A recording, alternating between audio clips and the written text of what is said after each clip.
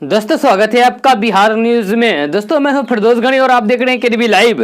दोस्तों आज हो चुका है 12 सितंबर 2020। तो आज की बिहार की टॉप न्यूज लेकर आए हैं आपके लिए। दोस्तों वीडियो स्टार्ट करने से पहले आपसे एक रिक्वेस्ट है, अगर आप नए आए इस चैनल पर तो चैनल को सब्सक्राइब करके बेल आइकन को भी प्रेस कर दीजिए और साथ में वीडियो को लाइक कीजिए, अपने दोस्तों के साथ शेयर भी कीजिए। तो चलिए दोस्तों स्टार्ट करते हैं आज का न्यूज। देश में कोरोना की रफ्तार कम होने की बजाय बढ़ती ही जा रही है। देश में कोरोना संक्रमितों का आंकड़ा अब बढ़कर 45,62,414 तक पहुंच गया है। जी हां, हर राज्य में कोरोना संक्रमण फैल चुका है। बिहार में भी हालात दिनों दिन बिगड़ती जा रही है। बिहार में 1,55,000 से ज्यादा लोग इस खतरनाक बीमारी की चपेट में अब तक आ चुके हैं। राज्य स्वास्थ्य विभाग के मुताबिक आज फिर राज्य में 1710 नए मामले सामने आए हैं। नए मामले में एक बार फिर से पटना में सबसे ज्यादा केस सामने आए हैं। पटना में 211, गोपालगंज में 207, भागलपुर में 90, मुजफ्फरपुर में 89, कटिहार में 82, वैशाली में 74, पूर्णिया में 66, अररिया में 62, दरभंगा में 61, सहरसा में 55, पश्चिमी चंपारण में 54, मधुबनी में 53, सुपौल में 50, औरंगाबाद में 45, लखीसराय में 42, नालंदा में 38, पूर्वी चंपारण में 37, बेगूसराय और शेखपुरा में 36, गया में 34, समस्तीपुर में 33, सीतामढ़ी में 32, किशनगंज, सारण और रोहतास में 30, मधेपुरा सिवान में 22, बांका में 20, जमुई में 18, जहानाबाद और नवादा में 16, बक्सर में 15, भोजपुर और मुंगेर में 12, शिवहर में 11, अरवल में 6, खगड़िया में 5, कैमूर में 4 लोग कोरोना संक्रमित पाए गए हैं। बिहार बोर्ड ने 9वीं में पढ़ रहे विद्यार्थी जो मैट्रिक 2022 में शामिल होंगे, उनके रजिस्ट्रेशन की तिथि जारी कर दी गई है। जी हां, जिला शिक्षा कार्यालय द्वारा सभी स्कूलों को इसकी जानकारी दे दी गई है। बोर्ड की माने तो ऑनलाइन रजिस्ट्रेशन 10 से 28 सितंबर तक करना है। रजिस्ट्रेशन की पूरी प्रक्रिया बोर्ड वेबसाइट www.biharboard.online पर संपन्न की जाएगी। जी हां, नियमित कोटि के विद्यार्थी को 220 रुपए शुल्क और स्वतंत्र कोटि के विद्यार्थी को 320 रुपए शुल्क के तौर पर देना होगा। अब उपभोक्ता घर बैठे अपने गैस कनेक्शन में रजिस्टर्ड मोबाइल नंबर को बदल सकते हैं। ऐसा डिजिटल भुगतान और डिजिटल बुकिंग को बढ़ावा देने के लिए किया गया है। जी हां, अब उपभोक्ताओं को गैस एजेंसी के चक्कर नहीं काटने पड़ेंगे। भारत, इंडियन और एचपी कंपनियों का सिलेंडर बुक करने के लिए आपको मोबाइल से कॉल लगानी पड़ती है। इस स्थिति में अगर गैस लेते समय दिया गया मोबाइल नंबर बंद है या फिर गुम हो गया है तो आपको बड़ी परेशानी हो सकती है। हालांकि आप गैस एजेंसी में जाकर गैस बुक कर सकते हैं, लेकिन एलपीजी कनेक्शन के साथ मोबाइल नंबर लिंक होना बेहद ही जरूरी है। अब उपभोक्ताओं को नया नंबर ऐड करने के लिए गैस एजेंसी के चक्कर नहीं काटने पड़ेंगे। जी हां, अब आप घर बैठे ही एक फॉर्म भरकर अपना मोबाइल नंबर बदल सकते हैं।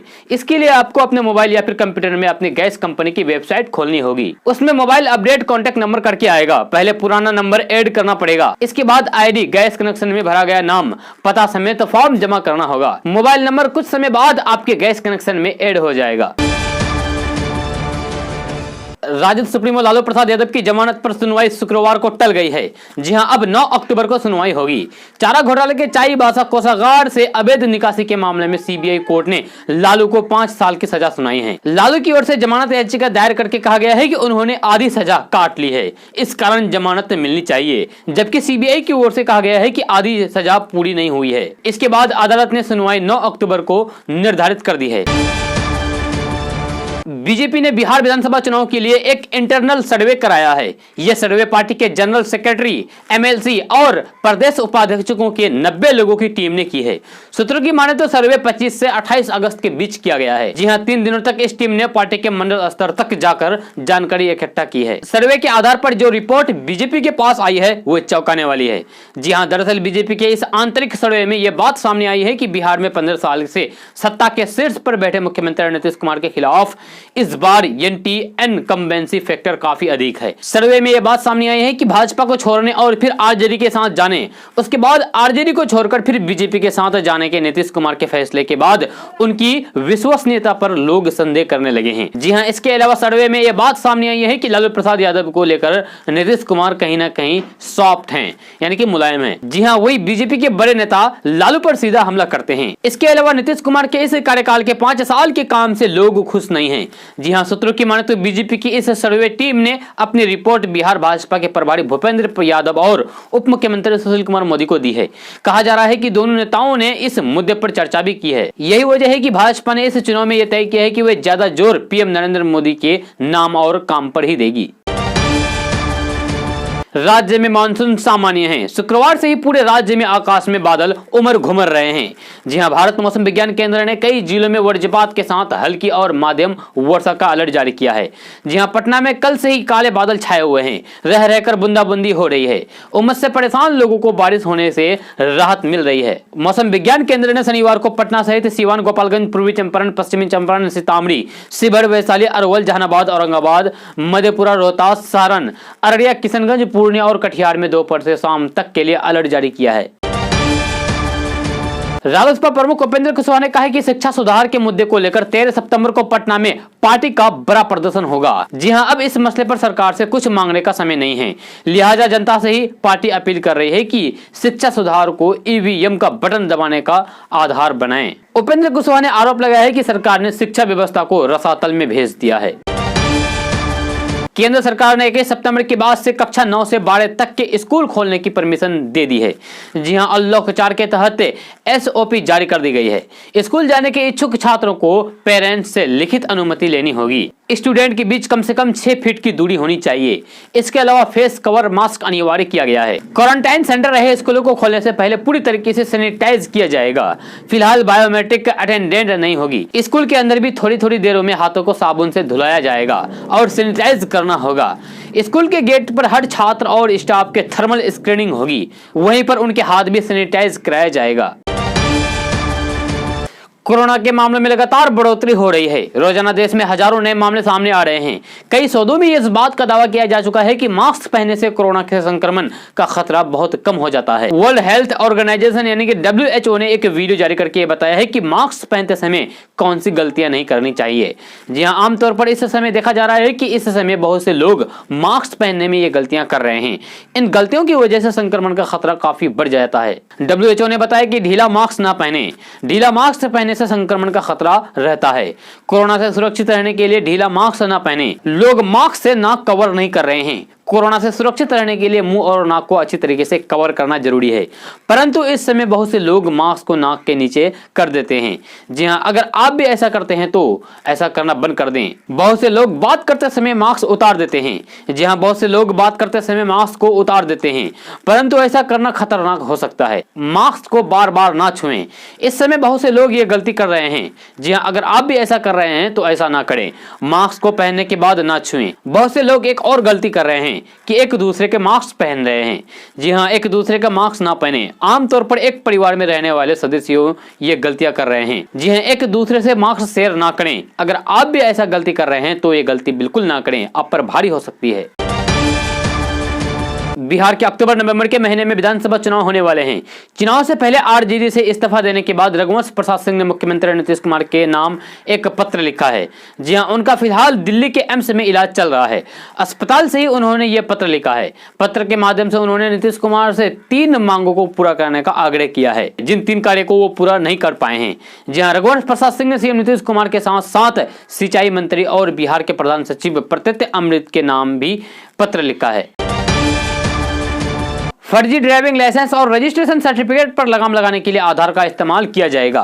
सरकार ने यह तय किया है कि आधार के जरिए ही ड्राइविंग लाइसेंस और रजिस्ट्रेशन सर्टिफिकेट को रिन्यू किया जाएगा। अब आप आसानी से घर बैठे ऑनलाइन ही आधार के जरिए ड्राइविंग लाइसेंस और आरसी को रिन्यू कर सकते हैं।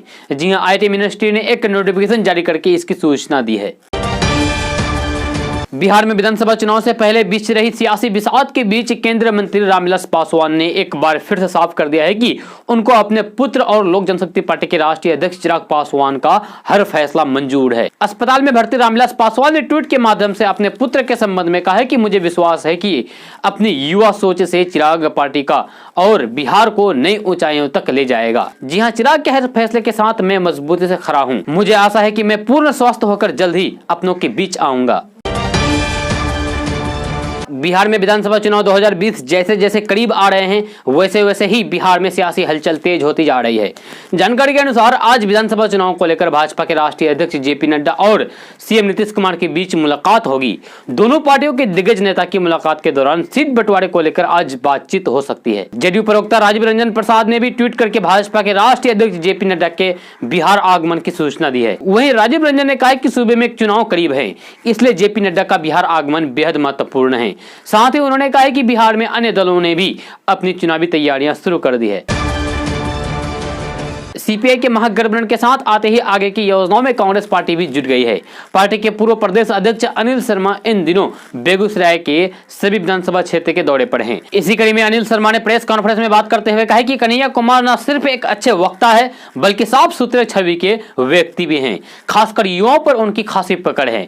निश्चित रूप से कन्हैया के साथ आने के बाद कांग्रेस ही नहीं महागठबंधन को भी फायदा होगा। उन्होंने दावा किया है कि आगामी विधानसभा चुनाव में महागठबंधन बेगूसराय के 7 सीटों पर विजय पताका लहराएगा।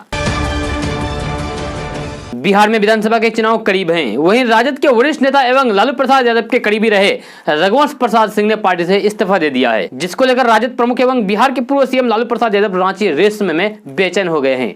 जी हां, रघुवंश प्रसाद सिंह के इस्तीफे के तुरंत बाद लालू प्रसाद यादव ने रांची रिम्स से उनको भावुक पत्र लिखा है। लालू प्रसाद यादव ने रघुवंश प्रसाद सिंह को लिखे पत्र में कहा है कि भाई हम 4 दशकों से सियासत में साथ हैं। इसके अलावा हमने पारिवारिक फैसले भी पूर्व में साथ मिलकर बैठकर ही लिए हैं। लालू प्रसाद यादव ने रघुवंश प्रसाद सिंह को लिखा है कि भाई पहले आप स्वस्थ हो जाइए, उसके बाद हम दोनों आपस में मिलकर बैठकर कोई निर्णय लेंगे। लालू प्रसाद यादव ने कहा है कि भाई आप कहीं नहीं जा रहे हैं, मेरी बात को समझिए। कोरोना काल में नीतीश सरकार के मंत्रियों ने सरकारी प्रतिबंधों की धज्जियां उड़ा दी है। जी हां, बिहार के जल संसाधन मंत्री संजय कुमार झा ने आज सरकारी नियमों की धज्जियां उड़ाकर मधुबनी में जनसभा कर डाली है, जबकि पूरे देश में किसी जमावड़े पर रोक लगी हुई है। दरअसल नीतीश कुमार के बेहद खास मंत्री संजय कुमार झा आज मधुबनी और सुपौल दौरे पर थे। इसी दौरान मधुबनी के मधेपुर के पास वैद्यनाथपुर में उन्होंने कोसी नदी पर तटबंध का शिलान्यास किया। मंत्री जी को आना था, लिहाजा उनके विभाग ने पूरी तैयारी कर रखी थी। पूरा तामझाम था, टेंट पंडाल सब लगाया गया था। बिहार सरकार पूरे सूबे में मास्क पहनने को लेकर अभियान चला रही है। सड़क पर चल रहे लोगों को पकड़ा जा रहा है, जिसने मास्क नहीं लगाया उसके खिलाफ कार्रवाई की जा रही है। लेकिन मंत्री की जनसभा में बड़े पैमाने पर लोग बगैर मास्क के मौजूद थे, उनके खिलाफ कोई कार्रवाई नहीं हुई। सोशल डिस्टेंसिंग के नियमों की भी धज्जियां उड़ाई गई। सभा में पुलिस भी मौजूद थी, लेकिन मंत्री जी के रुतबे के सामने पुलिस क्या करती। बिहार में कोरोना का टेस्टिंग में सबसे ज्यादा रैपिड एंटीजन टेस्ट किट का प्रयोग किया जा रहा है। प्रत्येक दिन हो रहे लाखों टेस्ट में आरटीपीसीआर टेस्ट की संख्या मुश्किल से 5% के आसपास ही होगी। जी हां, जबकि रैपिड एंटीजन टेस्ट किट की विश्वसनीयता भारत का मेडिकल रिसर्च संस्थान यानी कि ICIMR भी नहीं मानता। केंद्र ने नीतीश कुमार को आदेश दिया है कि वे ज्यादा से ज्यादा आरटीपीसीआर टेस्ट करें, जिससे कि रैपिड टेस्ट में गलत तरीके से नेगेटिव बताए जा रहे लोगों की जांच सही तरीके से हो सके। जी हां, जिसके बाद नेता प्रतिपक्ष तेजस्वी यादव ने नीतीश कुमार पर हमला बोला है। उन्होंने कहा है कि मैंने माननीय मुख्यमंत्री जी से हमेशा ज्यादा से ज्यादा आरटीपीसीआर टेस्ट किट कम से कम उस व्यक्ति का करने का आग्रह किया था जिनके अंदर लक्षण दिख रहे थे, लेकिन नीतीश कुमार पर इसका कोई असर नहीं पड़ा, जिसके ICIMR और केंद्र सरकार ने आलोचना की है। मैं केंद्र सरकार से उम्मीद करूंगा कि लोगों की जान बचाने के लिए वे इसके लिए बिहार सरकार को एडवाइजरी जारी करे। पीएम और सीएम का कोई विकल्प नहीं है। खजाना लूटने वाले सत्ता में आने का मुंगेरी लाल का हसीन सपना देख रहे हैं। जी हां, जनता सब जानती है।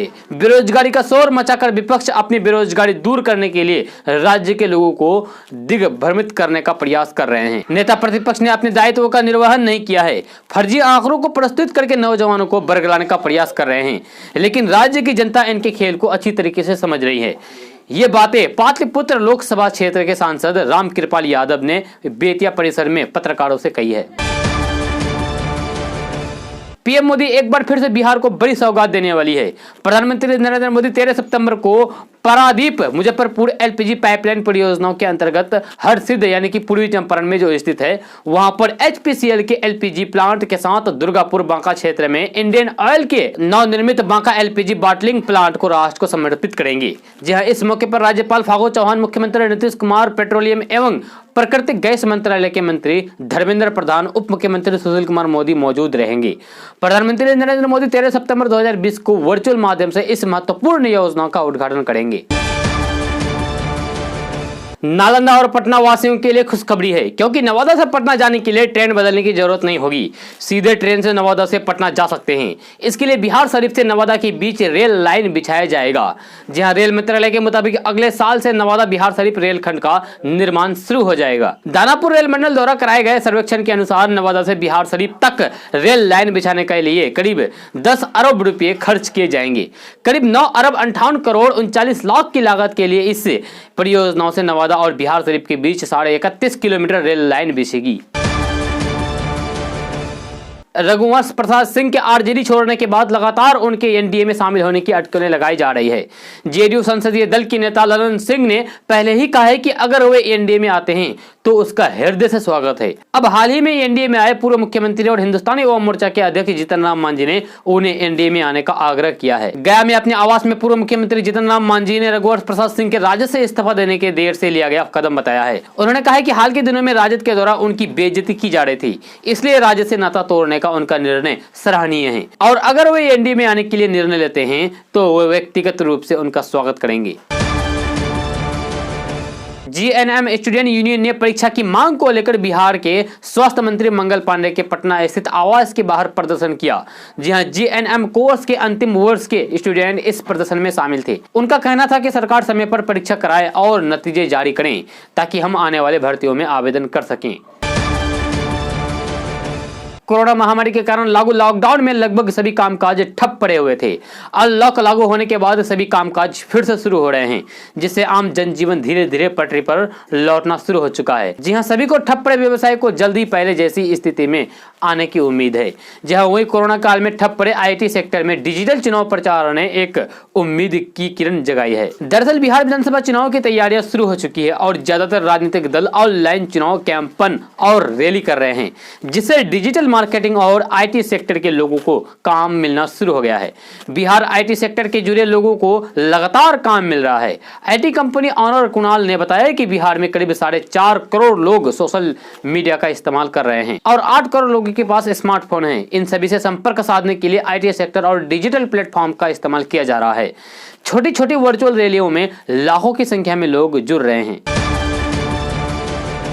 विधानसभा चुनाव नजदीक है, ऐसे में जनप्रतिनिधि इन दिनों लगातार क्षेत्र का दौरा कर रहे हैं। इसी क्रम में सीतामढ़ी जिले के सुरसंड विधानसभा क्षेत्र के आरजेडी विधायक अबू दुजाना विधानसभा क्षेत्र के चौरोत प्रखंड के बलसा गांव पहुंचे, जहां उन्हें जनता की नाराजगी का सामना करना पड़ा।